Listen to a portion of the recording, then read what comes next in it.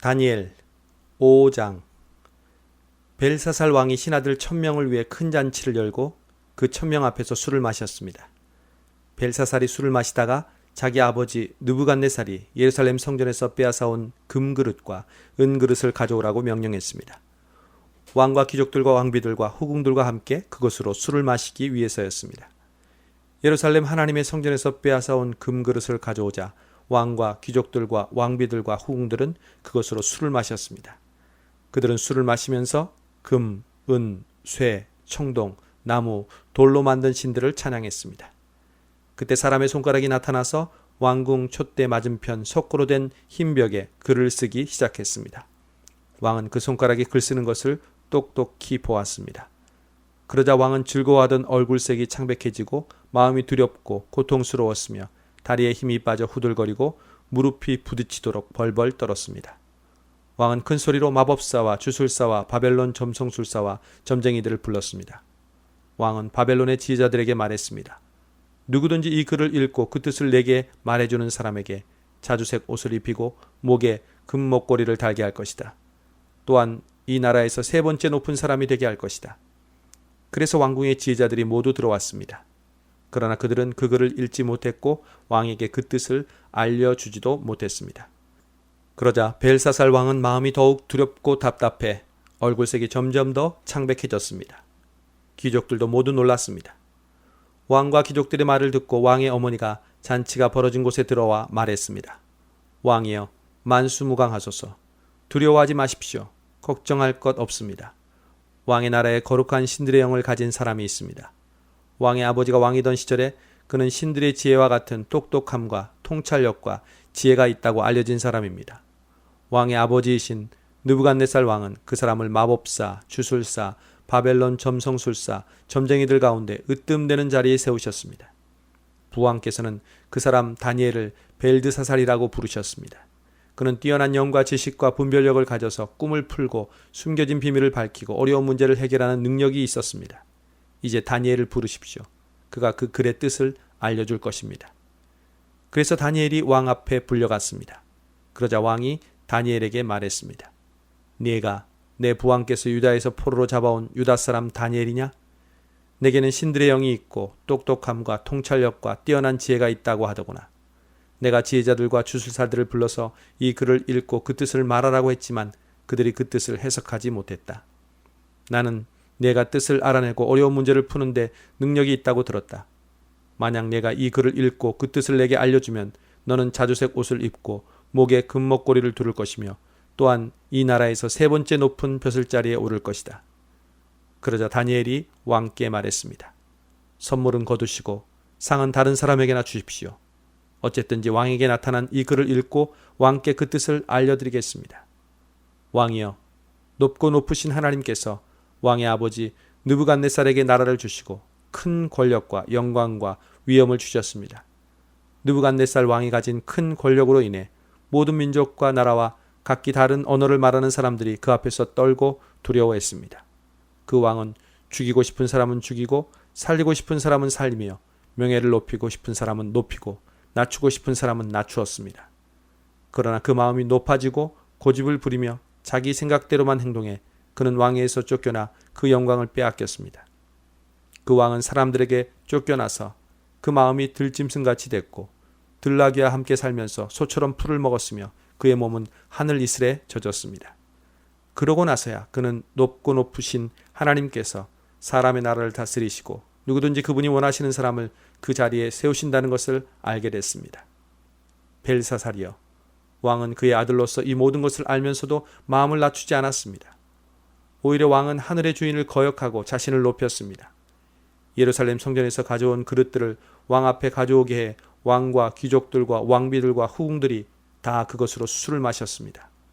왕은 또한 은, 금, 청동, 쇠, 나무, 돌로 만든 신들, 그 보지도 못하고 듣지도 못하고 알지도 못하는 것들을 찬양했습니다.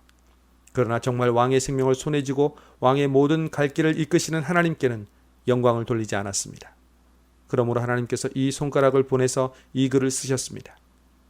여기 새겨진 글씨는 이렇습니다. 메네 메네 테겔 그리고 파르신. 이 말의 뜻은 이렇습니다.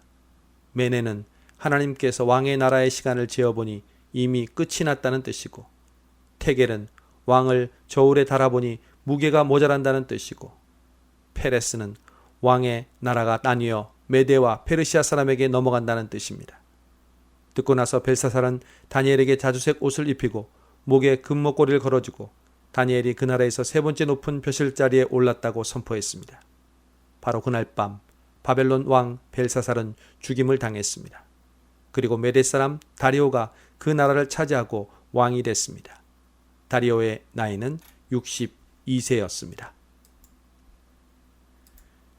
6장. 다리오는 자기가 생각한 대로 온 나라에 120명의 지방장관을 세워 그 나라를 다스리게 했습니다. 또 그들 위에 3명의 총리를 세웠는데 그 가운데 한 사람이 다니엘이었습니다. 이렇게 한 것은 지방장관들이 총리에게 보고하도록 해 왕에게 피해가 생기지 않게 하기 위해서였습니다. 다니엘은 생각이 앞서서 다른 총리들과 지방장관들보다 훨씬 뛰어났습니다. 그래서 왕은 다니엘이 온 나라를 다스리도록 맡길 생각이었습니다. 그러자 총리들과 지방장관들은 나라 일에 있어서 다니엘의 잘못을 찾아 고발하려고 애를 썼습니다. 그러나 그들은 다니엘에게서 어떤 실수나 잘못을 찾아낼 수 없었습니다. 다니엘은 충성스러워 아무런 실수나 아무런 잘못도 없었기 때문입니다. 그래서 그들이 서로 말했습니다. 하나님의 율법에 관련된 일이 아니면 우리가 다니엘에게서 고발할 거리를 찾을 수 없겠다. 그러고는 총리들과 지방 장관들이 모여 왕에게 가서 말했습니다. 다리오 왕이여 만수무강하소서. 이 나라 총리들과 행정관들과 지방 장관들과 자문관들과 관리들이 함께 의논한 것이 있습니다. 왕께서 한 가지 법을 세우시고 엄하게 명령을 내리시기 바랍니다. 이제부터 30일 동안 왕이 아닌 어떤 다른 신이나 사람에게 기도하는 사람은 누구든지 사자굴 속에 던져넣기로 한다는 것입니다. 왕이여 이제 이 명령문에 왕의 도장을 찍어서 왕이 도장을 찍은 메대와 페르시아 법은 사람들이 고칠 수 없다는 법에 따라 다시 고치지 못하게 하십시오. 그리하여 다리오 왕은 그 명령문에 왕의 도장을 찍었습니다. 다니엘은 명령문에 왕의 도장이 찍힌 것을 알고 집으로 돌아갔습니다. 그리고 그날도 이전에 하던 대로 창문을 열어둔 다락방에서 예루살렘을 향해 하루 3번씩 무릎을 꿇고 하나님께 기도드리며 감사를 올렸습니다. 사람들이 몰려와서 다니엘이 자기 하나님께 도움을 구하며 기도하는 것을 보았습니다. 그들은 왕에게 가서 왕의 명령문에 대해 말했습니다. 왕이여, 왕께서 명령문에 왕의 도장을 찍어서 이제부터 30일 동안 왕 외에 다른 신이나 사람에게 기도하는 사람은 누구든 사자굴 속에 던져넣기로 하지 않으셨습니까? 왕이 대답했습니다. 그 명령은 내려졌다. 그 명령은 메대와 페르시아 법에 따라 사람들이 고칠 수 없다. 그들이 왕에게 말했습니다. 왕이여, 사로잡혀온 유다 사람 다니엘이 왕과 왕께서 도장을 찍은 명령을 지키지 않고 지금도 하루 3번씩 하나님께 기도하고 있습니다. 왕은 이 말을 듣고 마음이 몹시 괴로웠습니다. 왕은 다니엘을 살리고 싶어서 해질 무렵까지 그를 구해내려고 온 힘을 다했습니다. 사람들이 다시 왕에게 몰려와서 말했습니다.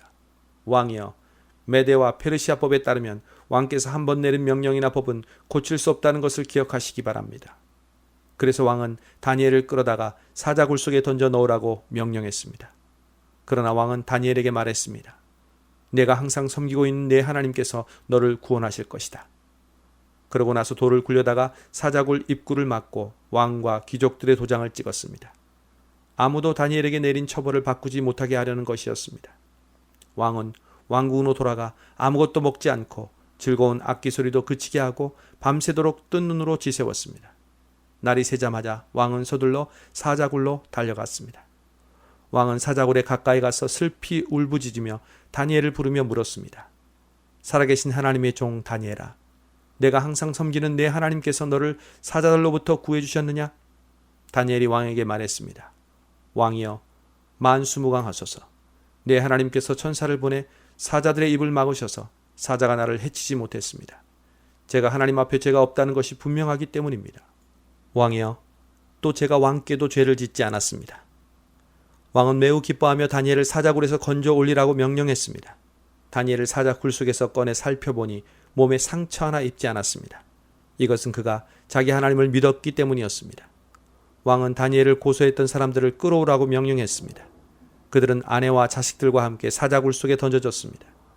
그들이 사자굴 밑바닥에 닿기도 전에 사자들이 그 사람들을 움켜서 그 뼈까지 부숴버렸습니다.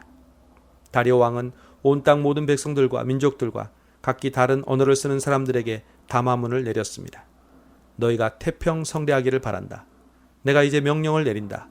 내 나라 모든 지역에 사는 모든 백성들은 다니엘의 하나님 앞에서 떨며 두려워해야 한다. 하나님은 살아계시고 영원히 변하지 않는 분이기 때문이다. 그 나라는 멸망하지 않으며 하나님의 다스림은 끝없이 계속될 것이다. 그는 구하기도 하시고 건져내기도 하신다.